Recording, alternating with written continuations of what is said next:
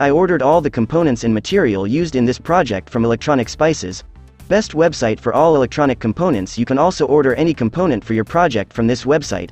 Here you can find all the component with cheap rates and fast delivery for your order. I ordered Arduino Nano and RGB module. Link of website and components is given in description.